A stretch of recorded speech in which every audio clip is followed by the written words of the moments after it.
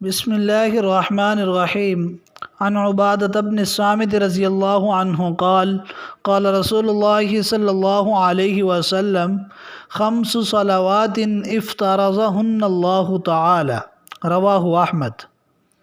حضور نبی کریم صلی اللہ علیہ وسلم کا ارشاد ہے کہ 5 نمازیں اللہ تعالیٰ نے فرض کی ہیں۔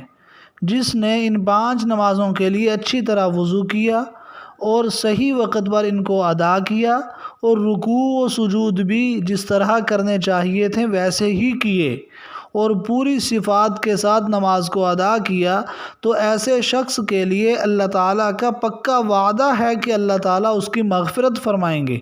اور جس نے ایسا نہیں کیا، یعنی نماز کے سلسلے میں کوتاہی اور سستی کی، تو اللہ تعالیٰ کا اس بندے سے بخشش کا کوئی وعدہ نہیں ہے۔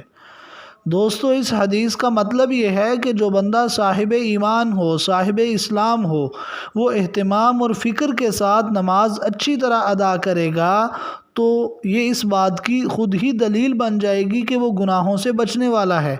لیکن اگر کبھی شیطان کے دھوکے میں آ کر اس سے گناہ ہو بھی جائے تو نماز پڑھنے کی برکت سے اس کو توبہ اور استغفار کی توفیق ملتی رہے گی اور اللہ تعالیٰ اس کی مغفرت فرما دیں گے۔